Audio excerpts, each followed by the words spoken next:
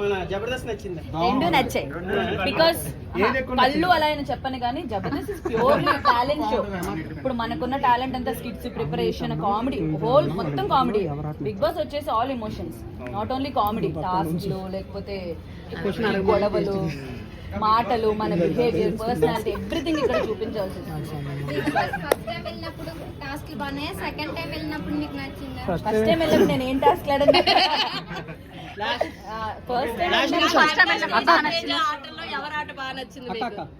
అవినాష్ ఆటలు మాటల వైజ్ గా ఆటల వైజ్ గా తేజ రెండిట్లో ఇచ్చి పడేశాడు.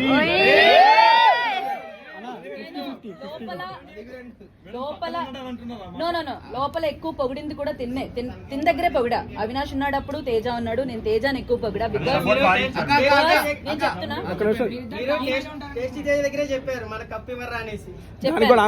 మేమిద్దరం కూడా మాట్లాడి ఇప్పుడు నాకు నేను అనేది నిజమా కాదా?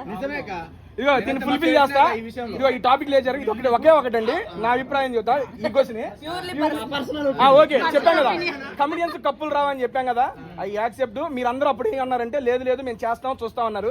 నేను ఓపెన్ గా మీడియా ముఖంగా ఈ రోజు చెబుతున్నానండి, టాప్ 5 ఎవరో అందరికి తెలిసిపోయింది. 5వ స్థానంలో అవినాష్ అన్న ఉన్నాడు.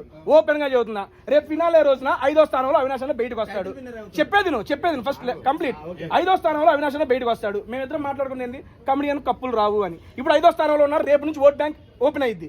మీరు నిజంగా ఆయన ఎంటర్టైన్ చేశాడు, ఆటలాడాడు, టాస్క్లు గెలిచాడు, అరే కమెడియన్కి ఛాన్స్ ఇవ్వాలరా అని మీరు అనుకుని ఉంటే ఏమండి, గెలుపు అది నేను మాట్లాడతా, మీ ఇష్టం వచ్చినా గెలిపించుకోండి, ఒక 2 స్థానాలు ముందు తీసుకురండి. సీరియస్లీ చెప్తున్నా.